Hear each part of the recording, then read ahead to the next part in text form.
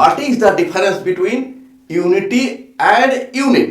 In a ring R, if there exists an element I such that A multiply I equal to I multiply A equal to A for all A belongs to ring R, then I is called the unity of the ring R. And for unit, if A be a non-zero element of ring R, and if there exists a non-zero element B in ring R such that A multiply B equal to B multiply A equal to unity, then B is called multiplicative inverse of A, and A is called unit in ring R.